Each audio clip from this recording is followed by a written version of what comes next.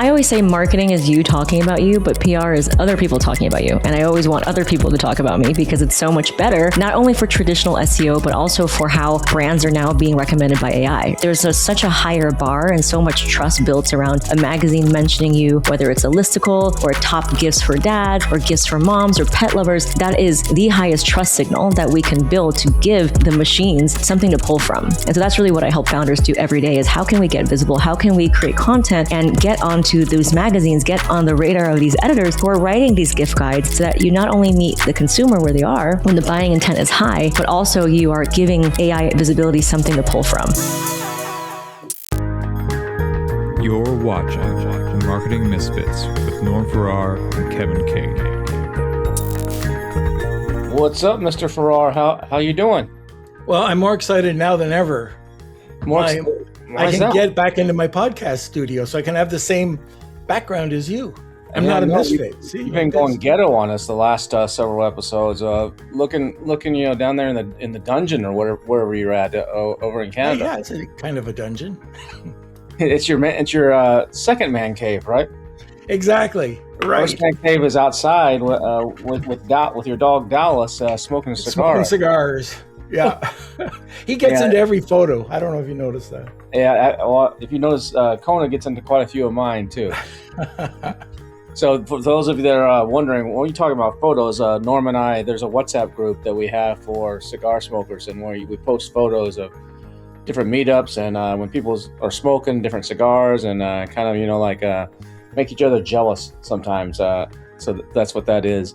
But you're doing, Norm, you've been doing, and a lot of people know you for a lot of different things, but one of the things you've done for decades now is PR, press, right? I mean, you've been doing that since the dawn of Aquarius, I think. I think it has been, yes, the dawn of Aquarius. Yeah, I am a PR fossil. Yeah, and you still have a PR company that helps do some AI and stuff. But today we've got a guest that's doing a little bit differently than what you've been doing, and is really helping people get out there into gift guides on television, into a lot of this stuff. And not only is that important for branding and perhaps getting some sales, but it's also super important now for credibility and authority when it comes to AI and being the answer in AI. And our guest today is she's does a lot with Shopify, a lot with DTC, and is one of the top specialists when it comes to helping brands get out there. So it's going to be good. All right, so let's bring her on, Gloria Chou. Come on. There we go. Hi. Hey, how you doing? So happy to be here. So we were saying PR. So, and I see even here, if you're watching this on YouTube, you see Gloria's got the word PR. What is that? Like PR press release, or what is a press release, or what is press? Just a sec, Kev, but PR always gets mixed up with public relations, and that's true. People get the two mixed up. I don't know if you found that, Gloria. Yeah, I mean, I always say marketing is you talking about you, but PR is other people talking about you. And I always want other people to talk about me because it's so much better, not only for traditional SEO, but also for how brands are now being recommended by AI. Right now, the game is not how many followers can I have or how can I go viral. It's how can I be there at the point of discovery where people are actually using ChatGPT to one-click checkout, right? We know that AI is a new storefront. And so the brands that are going to succeed are the brands that understand how to be discovered on these AI platforms where shoppers are going, minute by minute, like it's exponentially increasing every day as we speak. So doing that is not just writing a press release and putting that out there. A lot of people think of that as like, well, just writing press releases and putting them out on the quote unquote wire or whatever, but it's a lot more involved. So what is actually involved in what you do? So, I mean, PR is many things, right? I think it gets kind of blurry and muddy because there's a lot of the pay to play kind of schemes where, you get a DM that's like, hey, I'll feature you in a random, 40 under 40 or disruptive innovators. That's not what I'm talking about. I'm talking about earned media when you're not paying someone to write about you, to include you in a gift guide, like in Oprah's Favorite Things or in Vogue or in Marie Claire. That's really essentially what I help founders do is how can we be there with credibility and authority, because anyone can buy an ad, anyone can pay to play. but there's such a higher bar and so much trust built around a magazine mentioning you, whether it's a listicle or top gifts for dads or gifts for moms or pet lovers. That's really going to be the thing that the algorithms, the AI, Claude, Perplexity, Gemini, ChatGPT, that's what they're pulling from. That is the highest trust signal that we can build to give the machines, what have you, something to pull from. And so that's really what I help founders do every day is how can we get visible? How can we create content and get onto those magazines, get on the radar of these editors who are writing these gift guides so that you not only meet the consumer where they are when the buying intent is high, but also you are giving AI visibility something to pull from. So if you think about it this way, I always say people scroll to browse, but they ask AI to decide. And it's absolutely true. And there have been studies and empirically, like the data tells us that AI converts 4 times better than any other organic platform. I'm not even talking about a paid platform, which converts even less. I'm talking about 4.7. 4.7. Yeah, exactly. So other than your best friend or your sister or brother whispering in your ear, telling you what to buy, there is no higher converting engine than AI recommendations. And there has never been throughout history. And we're at a really interesting juncture because if you look at any other platform of commerce, who are the ones that get seen? It's the people who are the most popular, right? If you have the most virality, or the people who pay the most.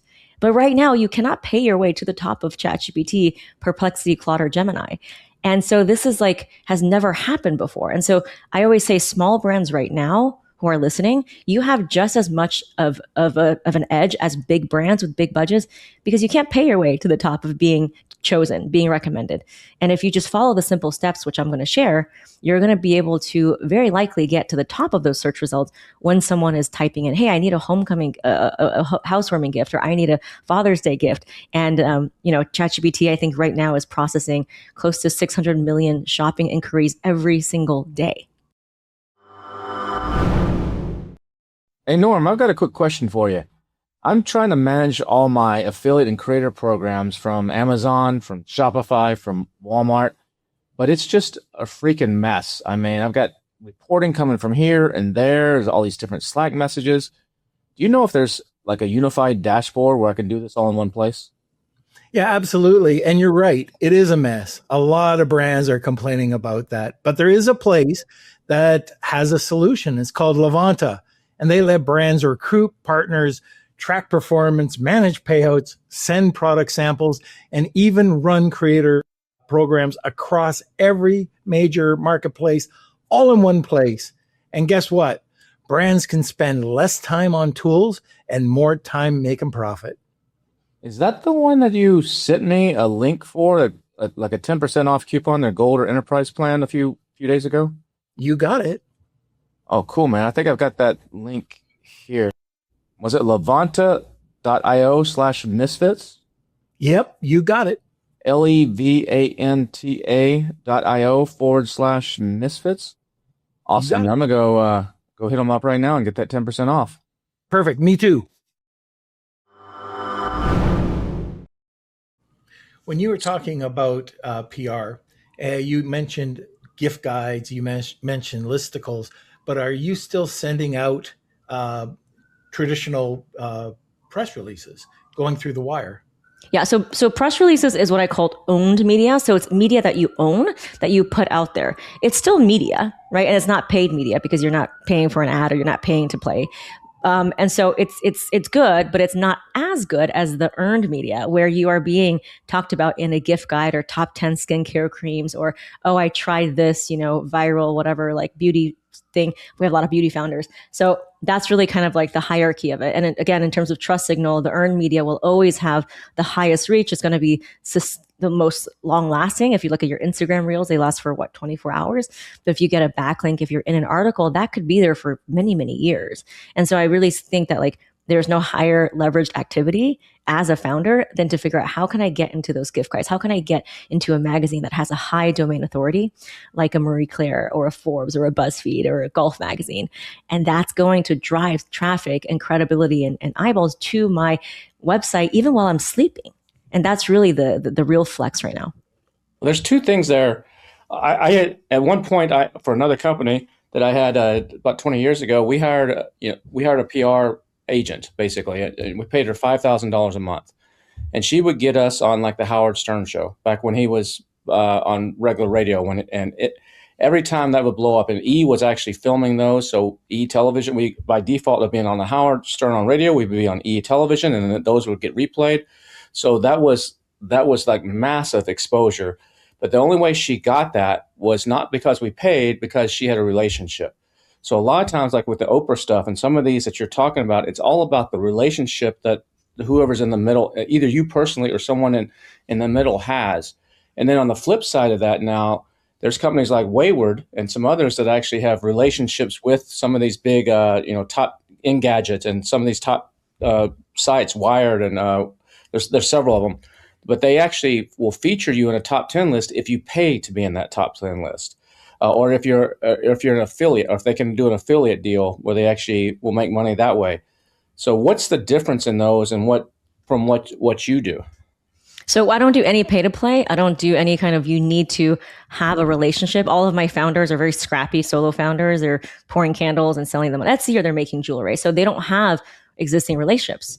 And I have to tell you, every single one of them have gotten featured, and they don't have a relationship existing, right? So I think being a regular on a show like Howard Stern might be very different than getting your product on, the best of list. And so you don't need the relationship per se, because there are journalists, writers, bloggers writing these lists every single day. They're churning out content over and over.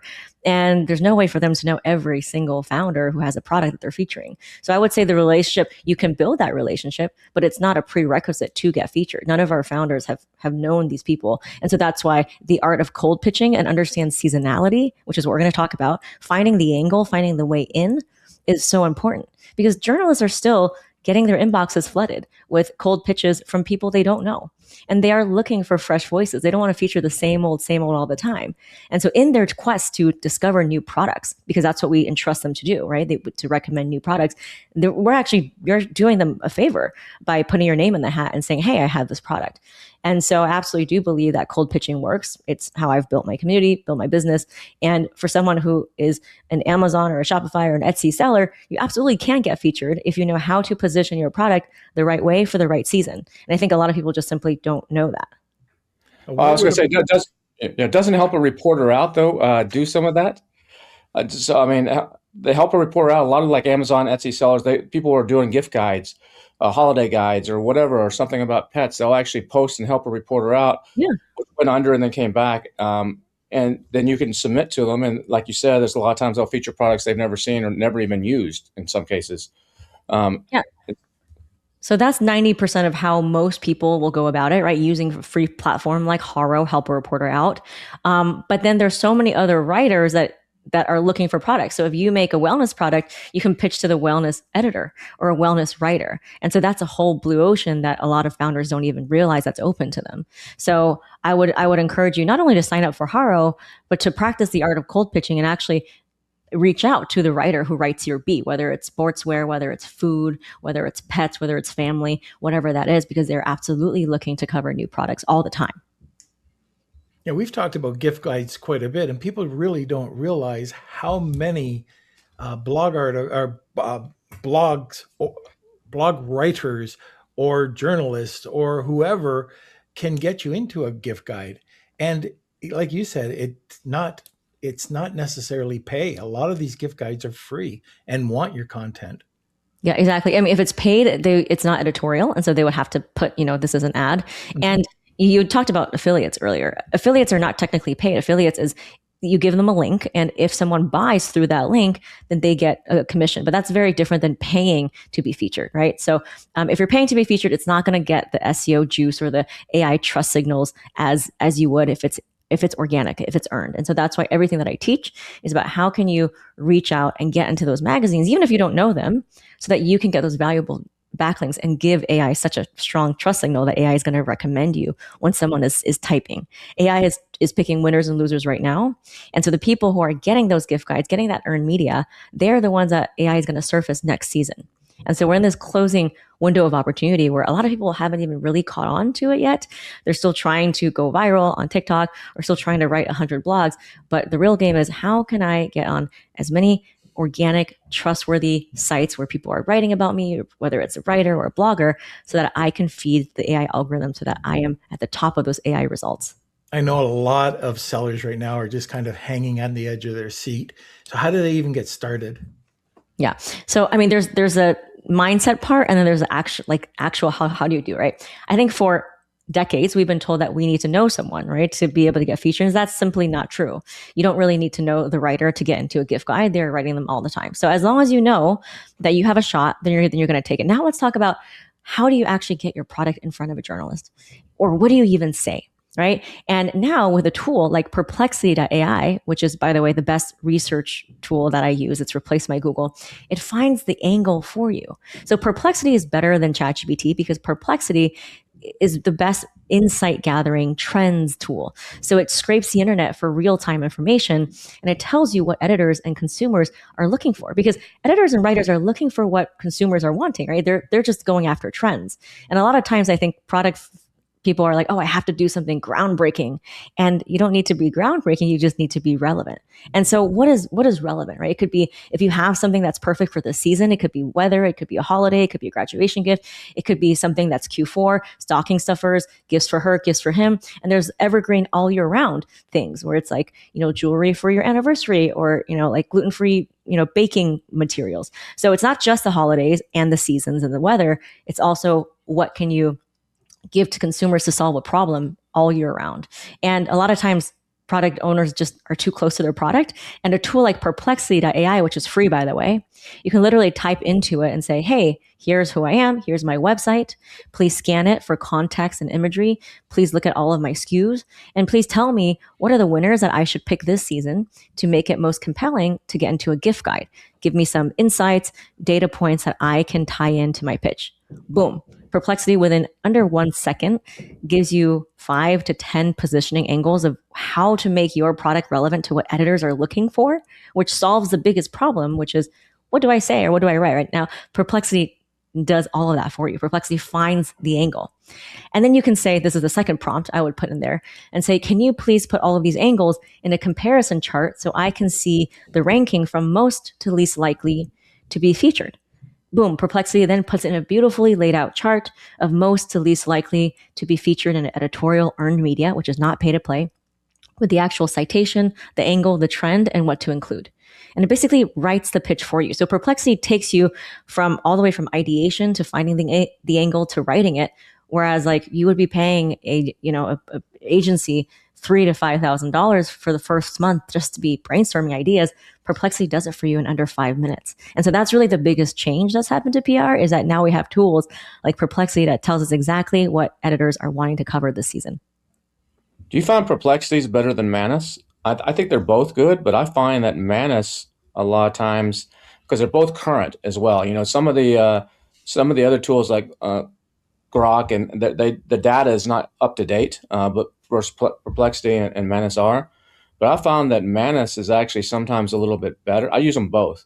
And Manus is sometimes actually a little bit better at finding that deep research type of stuff. And especially, I think there's another step that maybe you were going to add to what you just do. Once you come up with the topics and then the angles, you need to know who do you need to pitch that to. And Manus is really good at uncovering the exact contact information of who you actually need to pitch it to. I mean, you can use the tools like Apollo and some of the other tools out there to find a lot of these writers. Or a lot of times off their byline, it can actually pick up that stuff. And Manus can make it a really good chart, and it can actually go through. And what I've had it do is actually say who's written about this the most, or who, that type of stuff, or what's an angle that they've written about. Obviously, they write about dog treats or something, and they've done. But what's an angle they haven't written about on dog treats? And then I'll have it research that.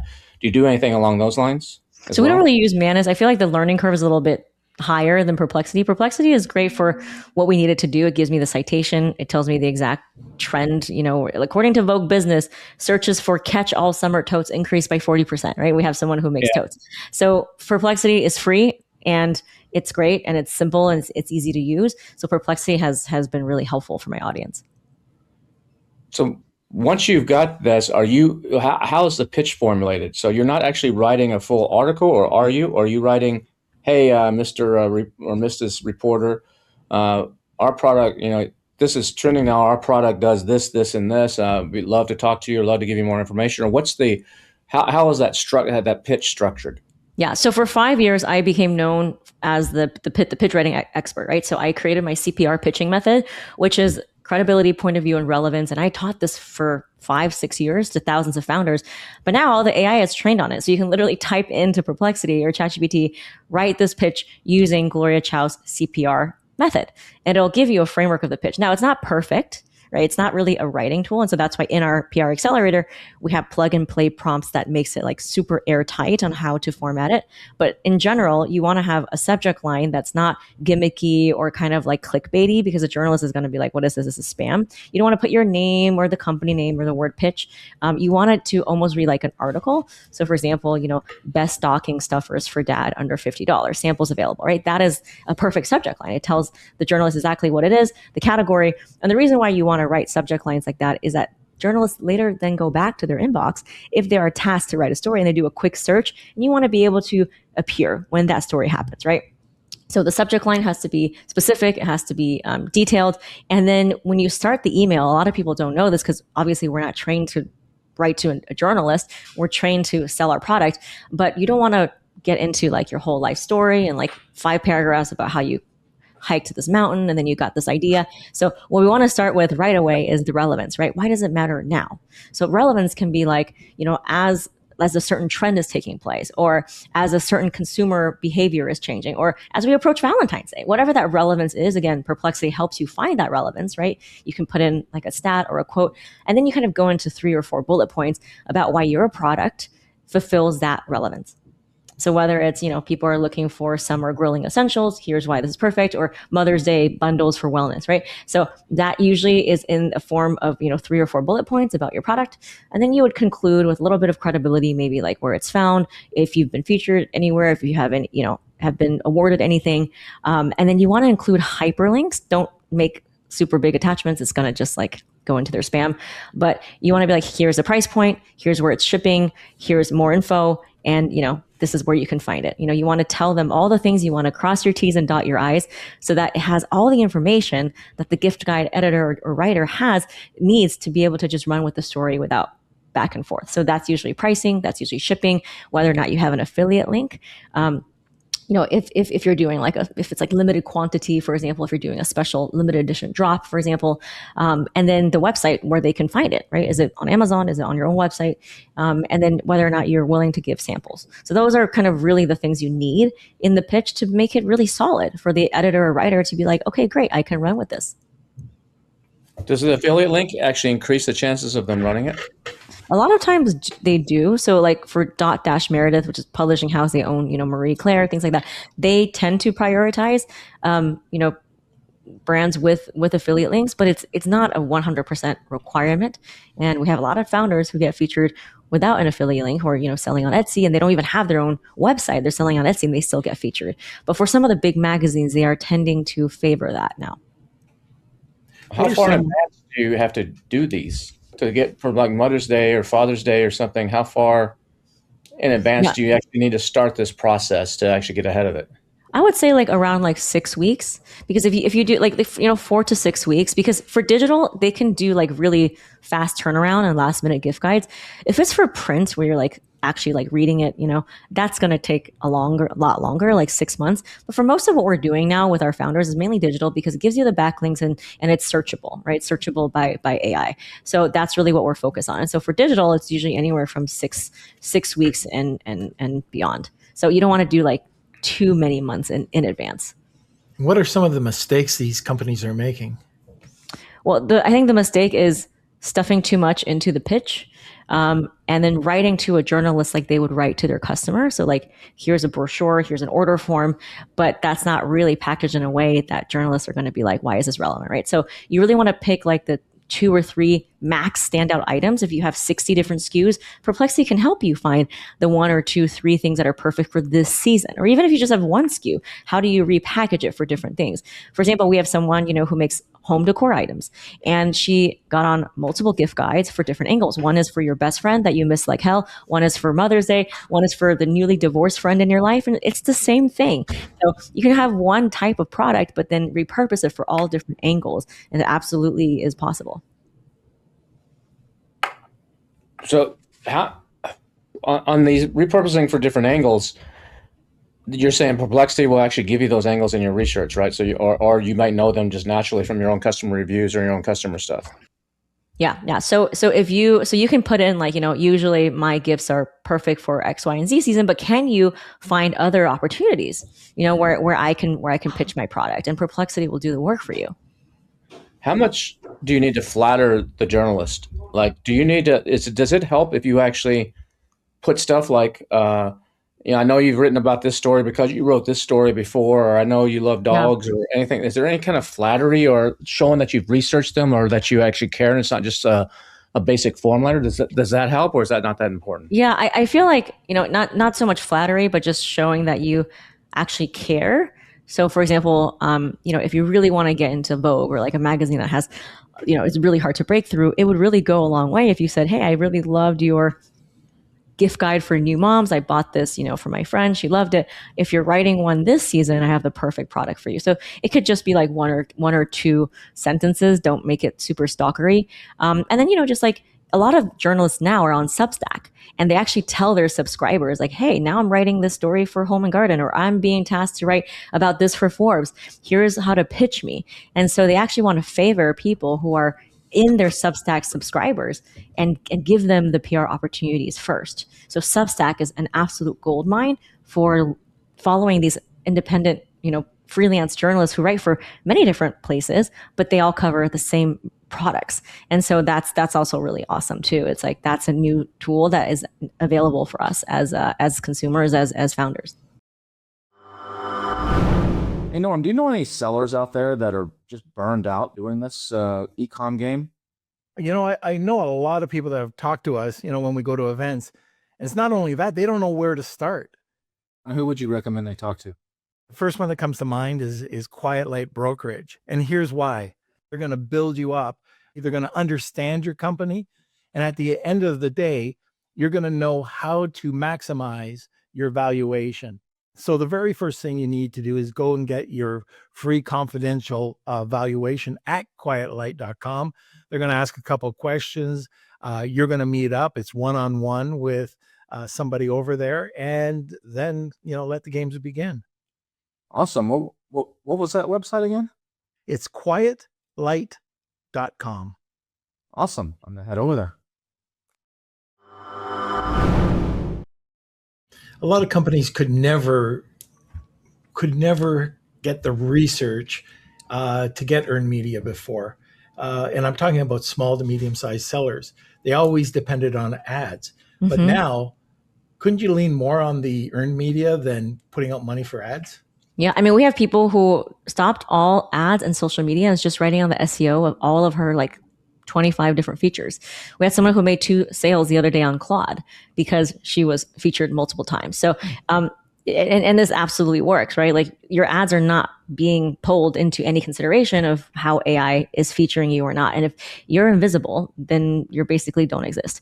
And so it's really important to know what AI is looking for. And they're absolutely looking for trust signals. And ads are just not a trust signal, at least not in today's world, if you're trying to get AI visible. Couldn't you game it back on what you were saying, where researching the writer? So if a writer wrote a story on the 10 best new lipsticks of 2026 and I sell lipstick, instead of me pitching out and say, hey, the next time you write a story about lipstick, I've got one you might want to consider because of X, Y, and Z. Instead of doing that, I have 3 or 4 of your friends over a week's period or something, message them directly. Hey, great story on lipstick. I just wanted to remind you, there's one you missed on the list, and it's X, Y, and Z, which is my lipstick. And then that way that there's like, man, well, quite a few people are actually mentioning this. Maybe I should actually check this out. And then they either check it out and contact you directly, or then a week later, you just happen to be in their inbox and this is the one I've heard about. Is there anybody doing anything like that, playing the psychology game to actually get press on earned media? I mean, I think it's all relationship building and staying top of mind. So if someone can orchestrate that and have the level of organization to do that, I think it definitely could help if it's genuine. But if it comes off as like, oh, this is definitely like a scheme, Right. or if it's I a was just strategy, going then to say that. Yeah, you'd have to do it right. You'd have to do it Off. right. Yeah, for sure. Yeah, for sure. You don't want to just spam it. I don't know. That just came to mind. I was like, okay, I could see Good thought, though. people might do this. So when it comes to the AI side of things, so a lot of people, we find that when it comes to AEO or GEO, they just don't want to make the investment. They're like, well, yeah, I just did it. In the case of paying for a press, I just paid $800 for a press release and I didn't see any sales, or I got one sale. Or the effort that it takes to do your stuff, and they're like, yeah, I got featured on here, and it really didn't generate that many sales, but then all of a sudden one of them generates a lot of sales. So how do you know which one actually is going to be really worth your while, and which ones you're just throwing darts against the wall and hoping it works? Or is it just a game of throwing darts and some works and some don't? Well, if you look at all the things that you can do to drive traffic to your site, ads, social media, blogs, everything, they're not really doing the sales for you, right? What they're doing is they're bringing the customer to you at the point of discovery. But nothing's going to be as trustworthy or credible as PR. So if I only have, so many hours in the day, I'd rather put my eggs in a basket where it's actually giving me the backlinks, it's actually giving me that sustained traffic, and it's giving me that visibility after that 24-hour mark, and that's PR. So I think a lot of people conflate those things, right? It's like, oh, well, I didn't get sales right away. It's like, okay, well, maybe it takes people multiple touch points to understand your brand before they buy. But nobody knows exactly like that direct attribution, but we absolutely know that especially if you're a smaller brand, that credibility is even more important, because people are going to be like, well, why am I going to buy from you as opposed to a bigger, more trustworthy brand, especially if it's something you're putting on your body or your face or ingesting. I was a couple of years ago, not a couple, probably 4 or 5 years ago. I was working with this larger client, and once in a while, maybe 3 months, every 6 months, his sales would go up by $100,000 every month, or during these specific months. Couldn't figure it out. And then one day we figured it out. Wirecutter. They were featuring us as the best pillow of whatever that month was. And sales went up $100,000 during that time period. Incredible. It's crazy. Yeah, it absolutely works. And then the thing about the Wirecutter is that it's such a high domain authority website, right? It's giving you such a push. It's giving that person such a push for any search engine, whether it's traditional SEO or AI search. So it compounds more than anything that you'll do. And that's really, when people say work smarter and not harder, like that's just it. This is working smarter. So in your prompt on Perplexity, when you said you're ranking them, and do you actually have it say which of these should I concentrate on first because they have a higher backlink authority that's going to influence the AI more if you're able to actually crack into it? Well, you don't decide which one gets featured. You first start with your pitch, and then you try to send it out as many as possible. Yeah, right? I understand that, but I'm saying, do you actually put a little bit more effort or more concentration, or give it a little bit extra love to the ones that have a higher page rank or a higher authority, because if you're getting one of those, it's going to influence the AI even more than the small local newspaper or something. Yeah, I mean, I absolutely would. So that's where that compliment, that trying to figure out like, how can I show them that I care? How can I engage with their content? How can I subscribe to their Substack? And it might take a little bit longer to build that relationship, but once you do, you pretty much have them in your back pocket, because they're going to want to refer you over and over. And the thing about AI is not just like one and done. So it's not just like, oh, you get one Forbes feature and that's it. They want to know that you're consistently being talked about on other people's websites. So it's that consistency that matters. I think a lot of times we're like, oh, I need to only get into Forbes or Wirecutter, but there's so many other medium tier blogs and websites that if you consistently get on them, that's also going to push you further and further higher in the rankings. It sounds exactly like building the relationship with an influencer or creator. You've got to do those exact steps. Yeah. When someone comes to you and they're an Etsy or Amazon or Shopify brand, they say, okay, I've heard of you, help me out. What's the first thing you do? Are some products or services not appropriate for this? Or it doesn't matter what you're doing, it's all appropriate? Like on TikTok Shop, for example, there's some products that are TikTokable and some products that really aren't TikTokable. Is there anything like that when it comes to this method? Well, I guess my question is like, well, are you making sales? right? Are you, do you make something that is suitable and that people like? And if it's true, then like if you are making sales, that means that it's validated. So then we just need to dial that up and we need to get it in front of more people. Because there's always a niche market for everything. There's somebody that makes like cat crocheting things, and that's a viral market. There's so many cat lovers out there. So I wouldn't say that just because you make something niche, it's not going to get featured. There's so many blogs and things. It's just, do you have a customer base, right? And then how can we get it out to more people? What kind of things are they reading? What kind of platforms are they on? So how can we reach out to those editors and journalists who can actually spread your message to way more people than just you talking to someone on TikTok or Instagram? When it comes to influencers, a lot of people, they're thinking I need to get the Kim Kardashians of the world to actually promote my product. In your case, it's like the Oprah Winfrey's or something. But a lot of times, those can be great at times. But a lot of times, it's in the small ones, the guys that have a group of 500 subscribers or 1,000 subscribers that are all needle pointing cats or something like that. And if your product's appropriate to that, that's much better to get featured or written about there than it is some of the big ones. Do you see that as well?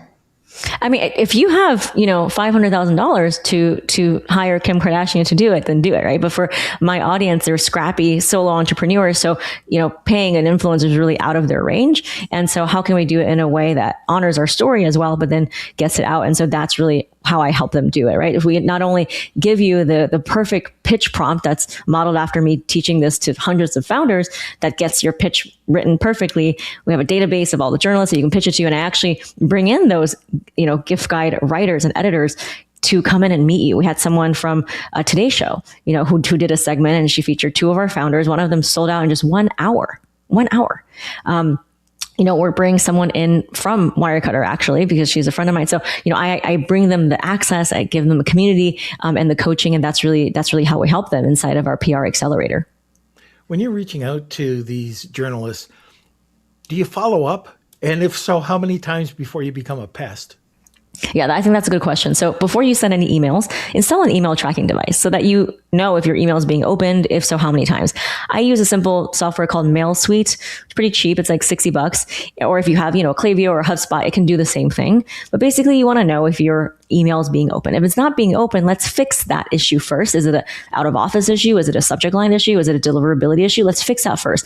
If it is being open multiple times, it means that the journalist is interested. They just are looking for a place for it because they wouldn't click on it multiple times unless they were interested. So that's when you would go in and, engage with them and say, hey, I loved your article on this, this, and this, or, just kind of nudge them, but don't be like, hey, following up.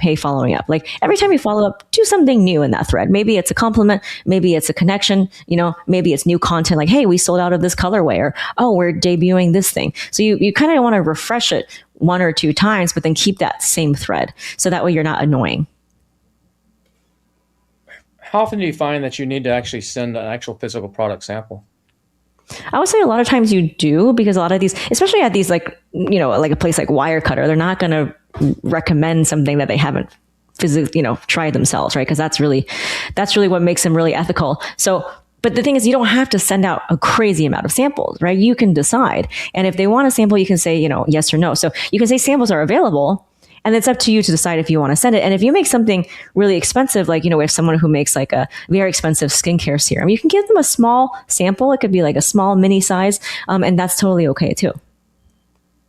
Do you do this just in the US, or do you do Canada, Europe, Australia, any other places? Or is this? Yeah, we have small business owners, founders from all over the world in Australia. One person in Australia, the one who just made 2 sales on Claude, she makes these like Lego figurines based off of your photos. Melanie from Australia. And so she got featured like 23 times since joining the accelerator. And now people are just coming to her. So we have people from really around the world, but I would say most of our audience is English speaking, because that's how I coach. That's the platform that I use. So mainly English speaking, a lot of Canada, some Australia, some Europe, mainly in the US. So it kind of trickles all over. Is there a combination or a way to combine AEO with PR? Well, are you talking about, so my specialty is really geo, right? Like how do you get found on the AI systems? Like how do you get ChatGPT to recommend you and Claude? And we know for a fact that they're pulling from press features. I know a lot of people say, well, what about Reddit, or what about blogs? And it's not to say that those don't work, but they just don't work as strongly as a PR feature. But you can go and you can find there's tools that you can actually get a basic idea of what people are asking. And there's basic ones like Answer the Public. It's not AI, but Neil has a version of that that's more AI oriented. And so if I'm doing a press release and I'm actually writing it and I'm sending that out to try to quote unquote, people call it ranking. You don't really rank on AI, you become the answer. But to actually answer a certain question, they will gear that press release or that tactic of post on Reddit, like you said, towards answering that question. Versus when you're doing it the way you're doing it, you're giving up a lot of that because the writer or whoever's featuring is going to do it in their way. So how are there ways that you can try to influence that a little bit, or it's just a numbers game and get 23 like your person in Australia and it just starts adding up and covering all angles? Well, we want them to write it because they're the ones that have the editorial authority and the credibility. Right. Because there's also contributor articles where I'm writing it, but that's a lower tier and that's less trustworthy than if an editor or a magazine, writer was writing about me. I know, I understand that, but when you're trying to actually become the answer in AI, you need to know what people are asking. It's so like your Lego person that does these Legos, what'd you say, with pictures on them or whatever, and she got 2 sales. Does she have a way of knowing what they actually asked to get those 2 sales? So nobody knows. Nobody can know that, right? Because everybody's way of prompting is different. But we know that if they're looking for this category, right? If they put in like whimsical gifts or whatever it is, it's going to pull from how she talks about herself on the website and how she's cited in the article. So when she's writing the pitch to the journalist, right, it's going to have 1 or 2 sentences of how she introduces herself, and that's also going to be consistent on her website. And so the more interlinking, messages that you send, the more AI will be able to say, okay, well, she makes these figurines. This is perfect for a children's gift or a wedding gift, or depending on what that is. But she's not really reverse engineering necessarily, because again, everyone's prompt is different. So I think that you just answered the question. The way to do it is on your own website. You have the FAQs, or you have the stuff we call it AEO, you call it GEO. They're very similar. You're answering those questions there, and then the AI is finding it on your website and go, well, okay, here's the answer, but is this a credible answer? Should I include this in my response?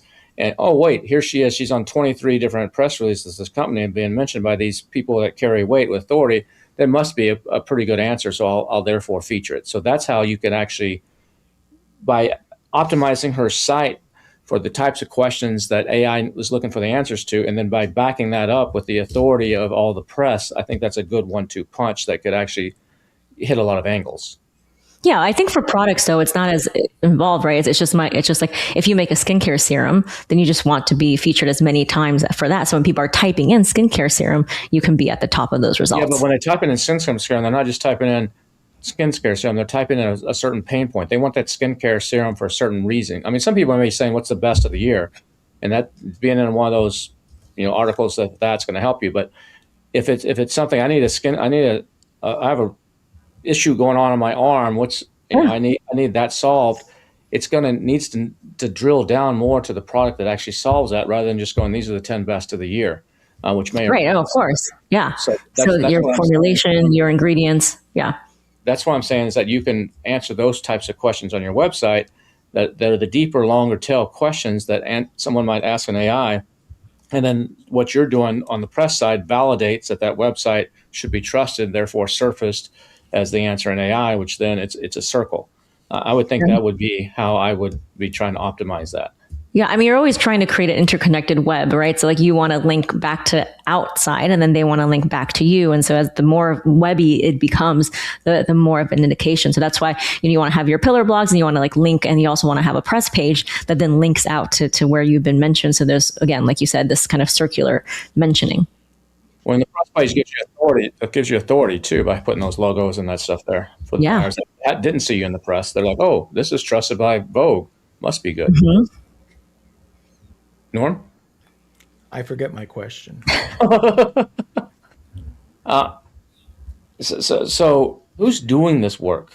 Who is actually, is it the founder typically? Because you said they're scrappy, or they have a VA doing this, or this could be a full-time, even with Perplexity's help, this can be a lot of work to just organize all this and babysit this, or No, they're doing it on their own. Everything's AI enabled.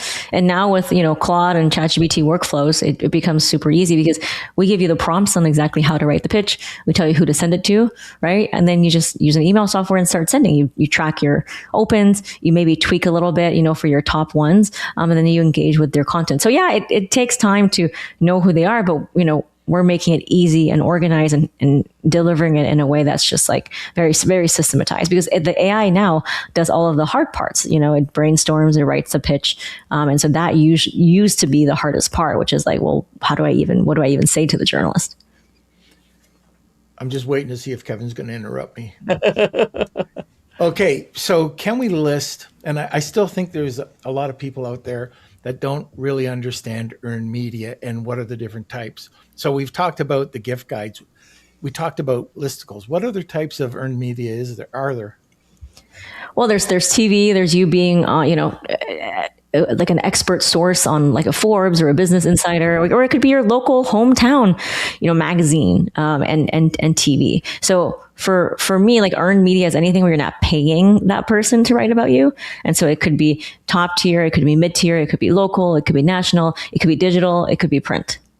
And there's been a lot of, and I'm talking about on the influencer side again, these automated programs and apps that you could use, and you hit a button and it goes out, and every influencer knows that it's just an automation. Are there things like that out there, and should we avoid them? You mean for PR? Yeah. So I don't do a lot with influencers because that's more like paid media. Right? A lot of influencers want to get paid. But I will say that if the way that I teach it, because traditionally a PR agency, if you pay them, then they own the relationship. And the moment you stop paying them, they leave with those relationships. And so it's really important for me to equip and empower the founder to go after the relationships themselves by sending those pitch emails from their own email and following up from their own email. So that way they have power, they have control, they have agency, and they're completely can see the process, transparently.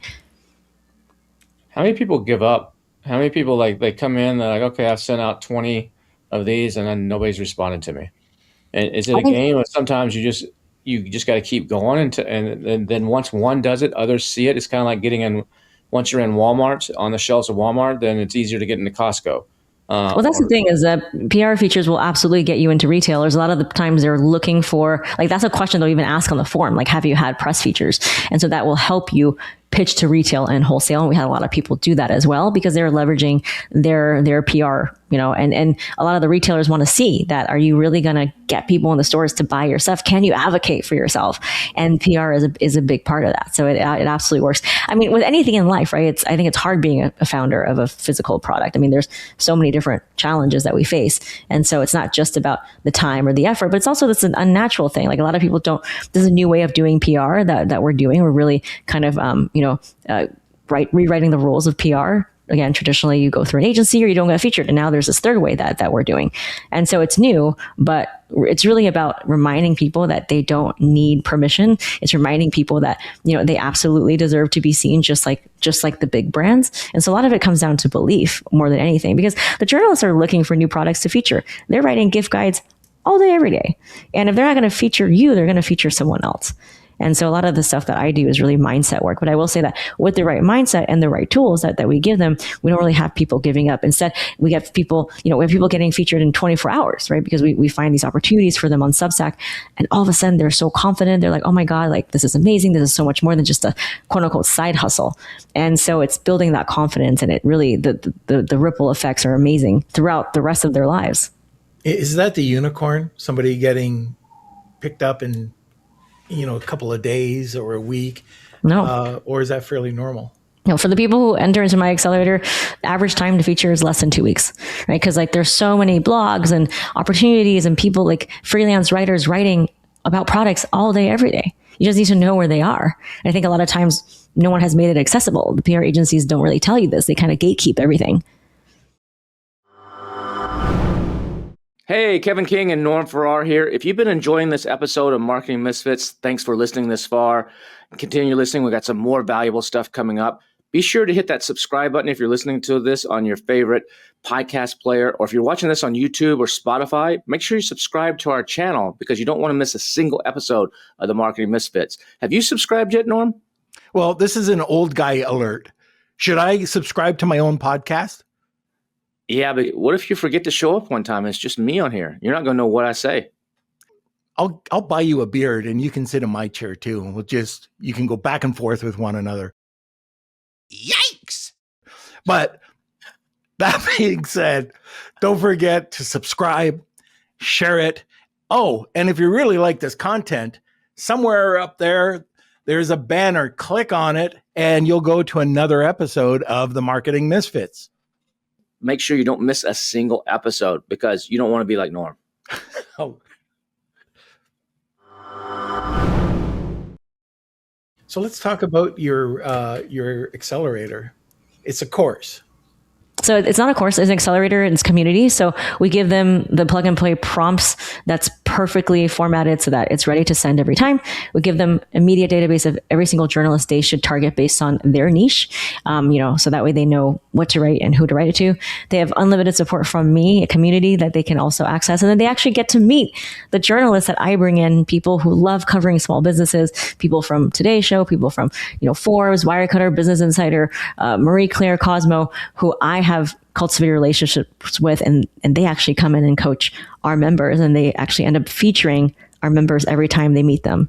So it's really the connections, the coaching, the contacts, everything a small business needs to be able to get featured on their own and not spend a lot of time. We have a lot of single moms in the program, right, who don't have a lot of time to do this. And so everything is AI enabled now, where even if you're not a natural writer, right, our prompts have made it so much easier for you. So it's a one-time fee or a monthly recurring subscription? So you can go to getfeaturedaccelerator.com. So it's a 6 months access right now, 6 months. And we have calls, every single week. Some of them are, on AI and generally what's happening with AI visibility. Some of them are with journalists. And some of them are just like co-working calls. And then you can, not go to any of the calls and just look at the everyday PR. We have this like daily thread of all the PR opportunities. At any given week, I'm posting anywhere from 50 to 70 different product opportunities that I scour the internet for. So that's a combination of Substack, of LinkedIn, of journalists that I follow, and then also Haro. And I kind of consolidate them in a very organized way where you can just, control F and see like what it fits your category and start sending. We give you the prompts for that too. And right now it's pay in full one time, $19.99, or there's a bi-weekly payment plan of just $175. And that's it. And I've made it very accessible for small business owners because my whole platform, my whole values and mission is about creating access. Do you find though that everything should be about pitching a product or your product, or should sometimes the pitch be about the founder or about their story and not really about a product? There's a brand here in Austin called Rhino that was on one of Norm and I's. Ted was on one Norm and I's trips that we organized with entrepreneurs, and this is a 9-figure brand now that started on Amazon with $50,000 and it's grown. And they just had a big feature story done because they're building a 180-acre theme park for outdoor. They sell the clamps, like clamps and stuff for the back of your truck and stuff for like outdoor equipment and outdoor riding. And now they have and so the whole story was not so much about, hey, this is about our product. It mentioned the brand was all about how they've grown and how now they're doing this 100-acre like a park, theme park around it. Do a lot of people think it's, do they get that mixed up? A lot of the sellers was like, hey, I just need to sell product versus like, sometimes I just need the publicity. I think it's both. I think if when you're just starting off, maybe you just want to get as many eyeballs on your product. But once you have a really big business model or you've, made some impact, then, that's when the thought leadership comes in. So we do have people who have been in Forbes and who have, been in Business Insider talking about, what they think. So we have someone who makes, for example, a subscription box. And so she was featured on Forbes in an article called The Rise of Curation and how like these subscription boxes are booming, right? So at any given point, yes, you do have both angles that you can pitch. And that's where podcasts are really powerful as well. And we teach people how to get onto podcasts too. But just keep in mind that, your business should be at a certain level when you are pitching yourself to those things. But I think in the beginning, the gift guides are a much easier way in, and then as you kind of grow in your business, then I absolutely think you should get into the podcast. You should talk about your point of view about your industry, because at that point, you're really a thought leader. You're really an expert. And it's really about you predicting what's going to happen, or kind of talking about the impact of, X on Y, whether it's AI or what's happening. So you definitely can have both options available to you. So, Gloria, I know you're short on time. You have a hard stop in a couple of minutes. How can people get a hold of you? So I'm on Instagram at Gloria Chou PR. That's Gloria CHOU PR. If you DM me the word Misfits, I will give you an additional freebie so that you can get one step closer to getting featured for free, getting into a gift guide so that the AI will recommend you. And then I have a free PR masterclass that outlines exactly how to prompt Perplexity. I show you in a live screen share. It's super easy. You don't have to be like a prompt engineer or anything. You can watch that for free at gloriachoupr.com/masterclass. I've had so many people watch it and get featured like right away. So that's definitely worth it. Because again, no one's doing PR like this. This is really kind of the new way of doing PR. So, oh, that's fantastic. That's awesome. So I do have a question. We always ask one question of our misfits. Do they know any misfits? So my friend Kurt Elster, who hosts Unofficial Shopify podcast, he has a great Facebook where he has a really big audience. He's always talking about what's happening specifically with Shopify, because they're always kind of changing things up, and they've done a lot of stuff around AI and stuff. So he would be great to have a conversation with. All right. Well, thank you so much for coming on the show today. It was awesome. Good stuff. Awesome. Yeah, I'm in a lot of masterminds doing like my workshop where I actually pick people from the mastermind live, and we actually do the prompting on Perplexity on a screen share, and their jaws drop. So I'm very used to doing like live workshops as well, and I'm happy to do one or a few for your community as well. They're usually around 35 minutes, and then we leave time for Q&A. Yeah, I have a couple things there that might be good, but I'll reach out to you separately on that. Well, thank you so much, both. Right. And if you ever come to New York, let me know. It was such a pleasure. Thank you for having me. Thanks, Gloria. See you. Bye. Thanks. Bye. Norm, that's an interesting take. I think a lot of people overlook what Gloria just talked about. Yeah, absolutely. And again, people get mixed up with public relations, press releases, what's earned media, what's paid media. So I think people are going to learn a lot from this podcast. Yeah, I think now, especially with AI, like she said, you used to have to pay $3,000, $4,000, $5,000 to someone to do that, and it would take a while. Now with AI, you can do a lot of this either yourself as the founder, or get one of your assistants or something, stick them on this.